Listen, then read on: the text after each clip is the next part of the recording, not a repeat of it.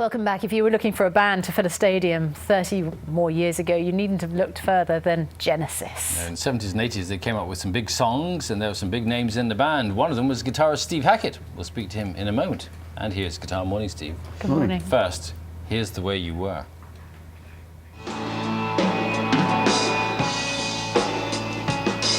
When the sun beats down and I lie on the bench, I can always live and talk.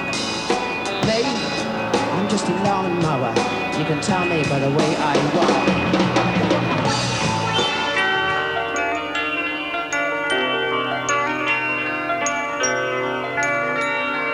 Magic of music is playing. Voices can faintly be heard. Please leave this patient undisturbed.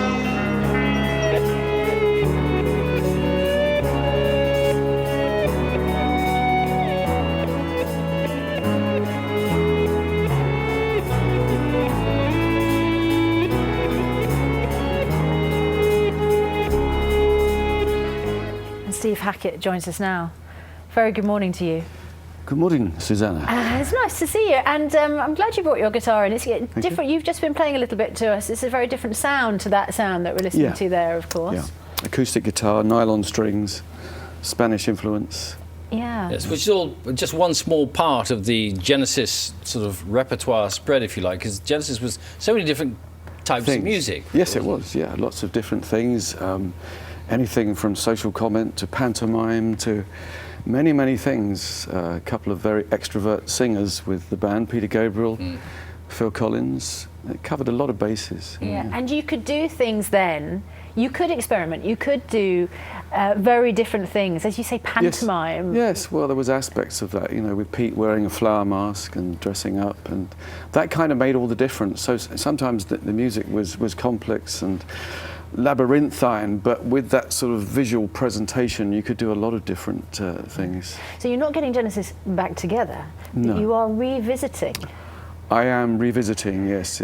I am revisiting the period from 71 to 77 when I was with the band. On your new album. That's right. So why would you do that? You go back, you take the songs, and what do you change about What do you change? Well, in places I've added an orchestra. There are lots of different singers interpreting the songs, about 35 different people on the album. So, and also, from my point of view, the chance to redo those guitar parts and get them in tune and in time simultaneously. Were you not happy with the way you recorded them the first time around? Well, you know, they were. I'm really happy with the ideas, loved them, loved the songs, but they were rushed, you know, between tours and gigs. So just the brush with the studio in those days. This is the perfectionist in you coming out, isn't it? I can't help that. Yeah. So what are you going to? Because as you say, there's a kind of Spanish guitar sort of feeling about some of your playing. Yes. And are you going to play a little bit of that? I can play a bit, yes. Yeah. Okay. Well, a couple of little bits that were from the early days.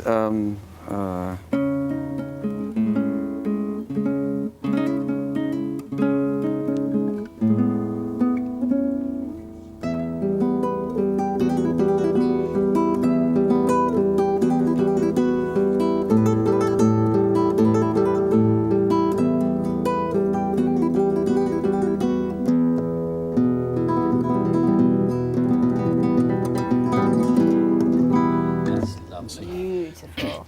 Genesis always have a sort of slightly fractious personnel history of the way, because you're also creative, I suppose. It's hard to keep you all together. And you left the band, if I remember correctly, fairly suddenly. And yet Genesis fans always say, oh, if only the original lineup would get back together again. It's like kind of like the Beatles, really, isn't it? It is, yes. And it probably takes more than one Beatle to tango, doesn't it? It has been discussed. I've always said I'm up for it, so, you know. You did get Peter Gabriel to sing one Genesis song with you once on stage, didn't you? When he would normally say he'd never do it. Yes, well, actually, there was, I think 1982 was probably the last time we all played together live, and it's a long time. And that was when Pete was doing WOMAD, and it lost a lot of money, and Genesis reformed. I flew back 3,000 miles to get on stage for a couple of encores. I mean, seriously, to do that, to bail out WOMAD at the time. But that was... And So maybe do you think, does he owe you? He owes you. Oh, I don't know. No, I don't think so. No, he was the guy who got me the gig in Genesis. He was the guy who phoned me up. So I think I owe everything to him, actually. So when you say it has been discussed, has it been discussed with each individual member? Well, it has, but then there's the old retiree, so I think it's probably not necessarily gonna happen. As I say, it's always possible, but improbable. I'm up for it. You know, if they call me, I'm there. Yeah. In the meantime, you're going to go on tour, and with next May, is that your Steve Hackett material, or is it just the Genesis revisited No, stuff? it's the Genesis stuff, yeah, with a band, 6-piece band, and Nad Sylvan, Swedish singer. So if we want to hear Supper's Ready live again, yeah, that's okay, that'll be it. all right. It's lovely to see it, and lovely to hear the guitar as well. Thanks so much. Steve Hackett's new album, Genesis Revisited 2, is out now. You can catch him, as Bill said. When I saw Genesis back in 1972, the whole band cost 90 quid to hire. Those were the days. It's a bit more than that now, isn't it? Well, I don't know. You have to ask them. Thanks very much. That's all we have time for this morning. Jerry Marsden from Jerry and the Pacemakers will be here tomorrow, along with the American crime author Patricia Cornwell. That's who she is. Join Charlie and Louise from 6 tomorrow. Have a good day. Bye-bye. Bye-bye.